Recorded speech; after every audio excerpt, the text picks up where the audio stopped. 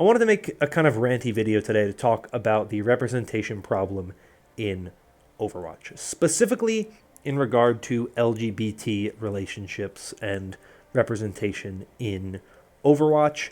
And this is not just specifically a representation problem for that. There's other representation problems that we'll get into as well, but I really want to focus very heavily on this LGBT representation that I think is really lacking in Overwatch.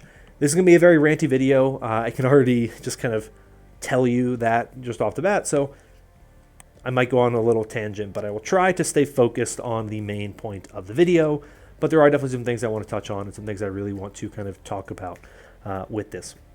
But really, I want to talk about the fact that Overwatch is really dropping the ball on a lot of different things in terms of kind of world building and character building and community building and representation when you compare them to a lot of their competitors. But I think it's becoming really blatantly clear and way more obvious that they are especially bad when it comes to LGBT representation in the game and in their universe.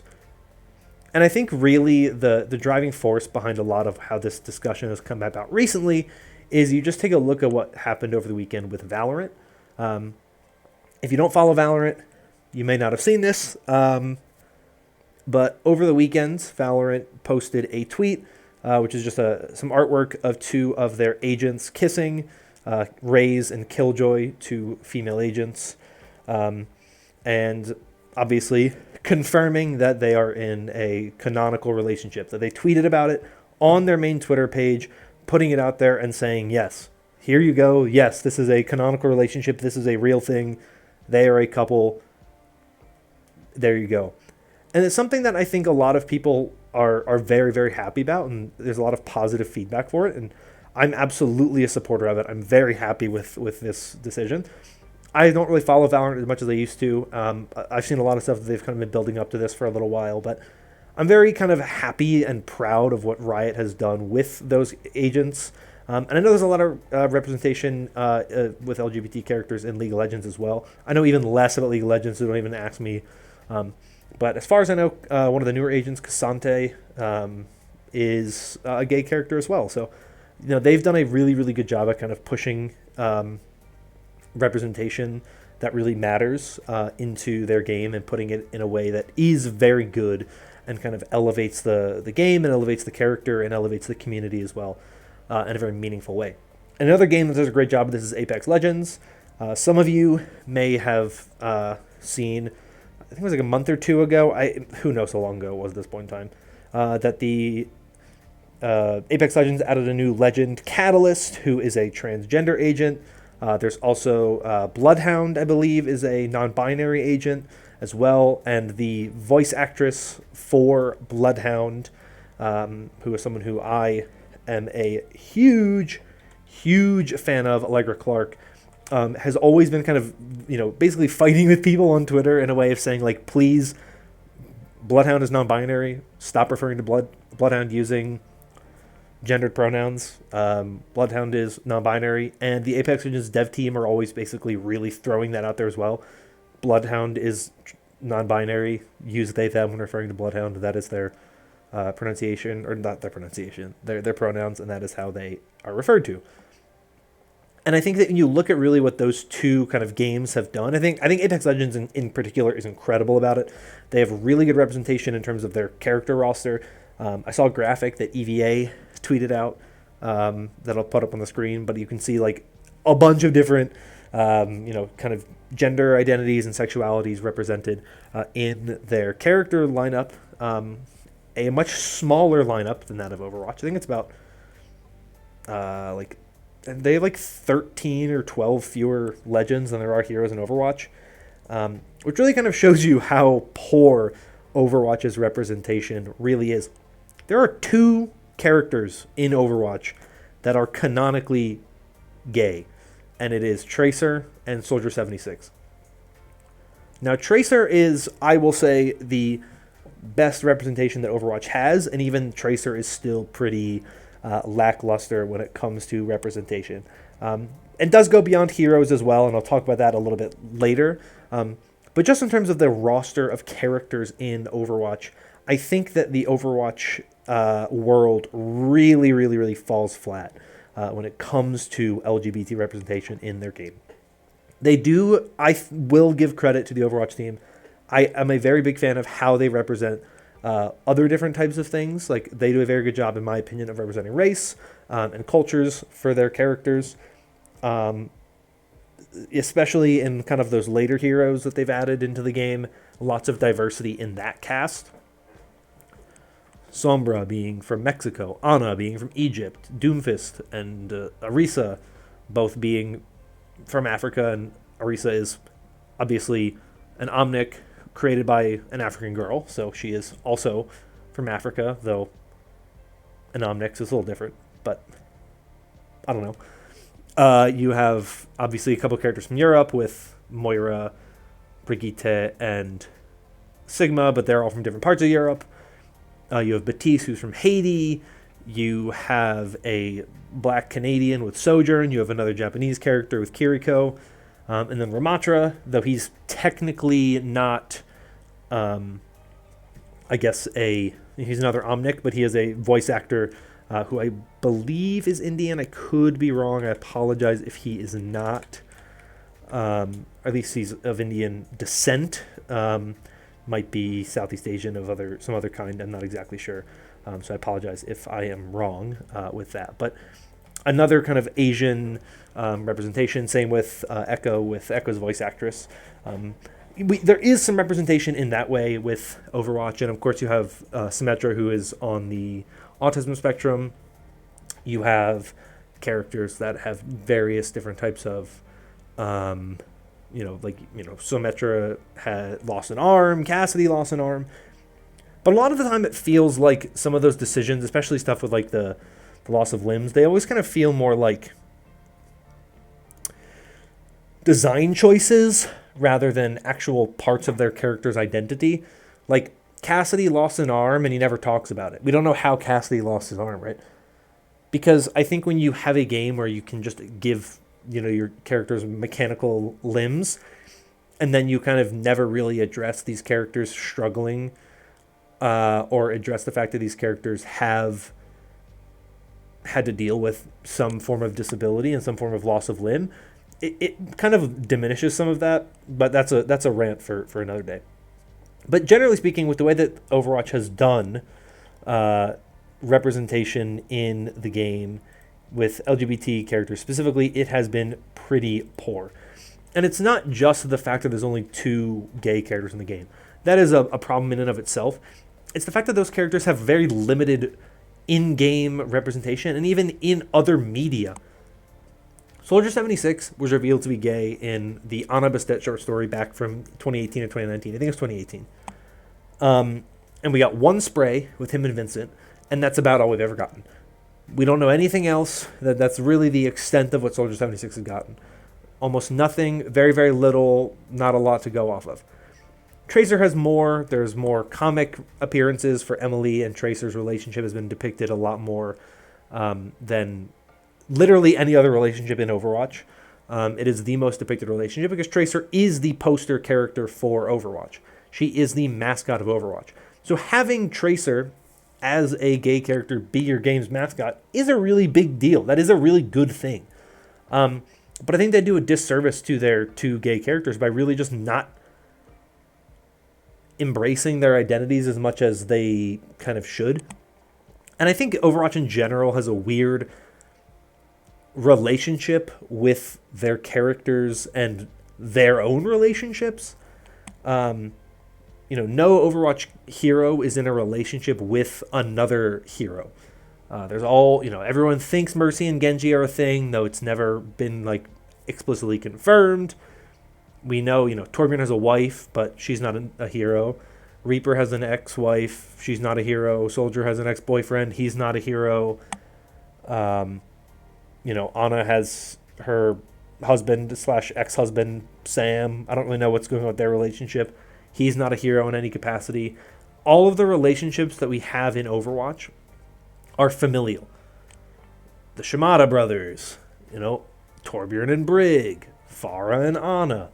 They're always familial relationships. They just never really go into doing any other type of relationship, which to me is kind of interesting. And another kind of like example of where this problem is kind of most evident, it's the fact that these characters feel very kind of shallow in a lot of ways. They have depth. At least they have kind of world depth, but we don't really know these characters very well, despite the fact that we have spent so much time with them and they have interactions with each other. Nothing really feels like these characters have personal lives outside of what we kind of get very little glimpses of here and there. And it, to me, has been a deeper problem with this game's representation. They don't do a very good job at showing who these characters are, and as a result, they kind of diminish a lot of their identities as characters.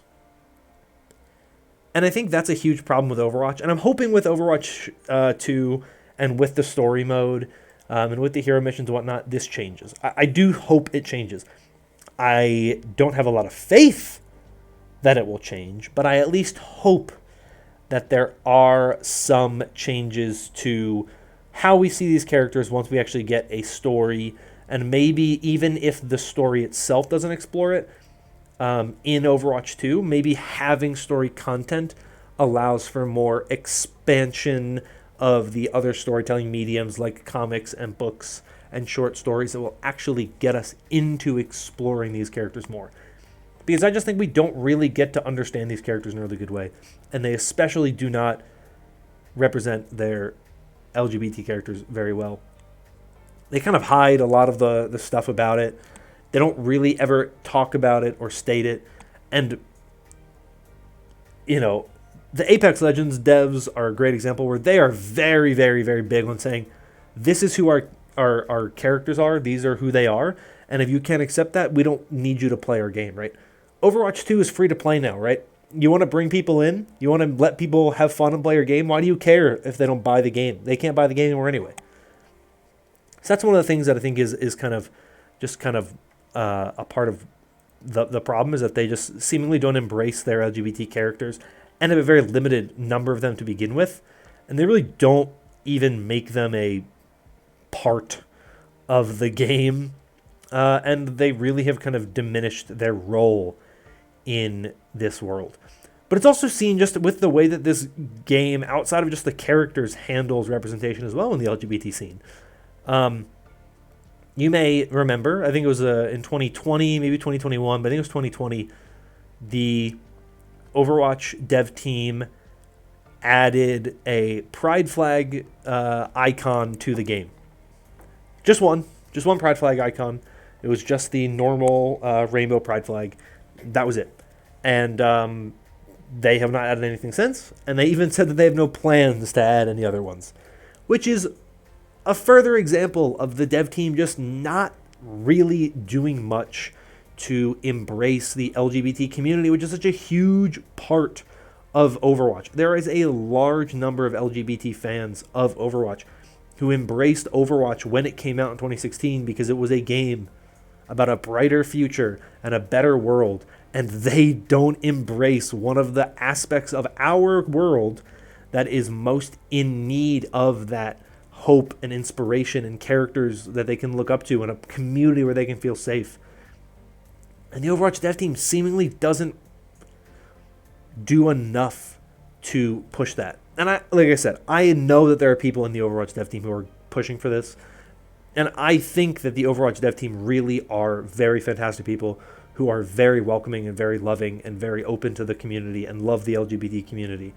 And I know there's a lot of people within the community and within the dev team who are fantastic people. I am sure the problem is way more complex than that, and that there are people above them who are kind of shutting it down. My one hesitation to that is even Call of Duty has better pride flag representation. I don't remember if you remember the story from 2021 where Warzone added a bunch of different calling cards. I don't really know what they are, but they added a bunch of different pride flag ones with a bunch of different sexuality and gender identity stuff, which was nice when they already had other ones too. They had the kind of standard rainbow flag, the bisexual flag, lesbian flag, transgender flag, asexual flag, and then a binary flag originally, and then they added some other ones, including the genderqueer, agender, aromantic, intersex, gender fluid, and pansexual flags, as well as the Progress Pride flag, which is the kind of newer Pride flag that has kind of been popping up over the past couple of years that combines the regular kind of rainbow Pride flag with a transgender flag. Those are the types of things that even Warzone has done a better job at that than what Overwatch has done, which to me is really just kind of the thing that really showcases just how bad it is. That even Overwatch is getting outdone by Call of Duty when it comes to representation, specifically with LGBT representation.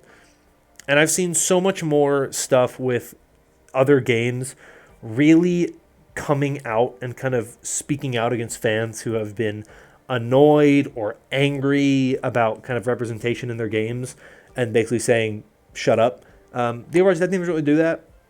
There's been a lot of issues with that in the community, and I feel like the Overwatch dev team talks a lot of talk and doesn't take a lot of action and doesn't back up a lot of what they say they're going to do.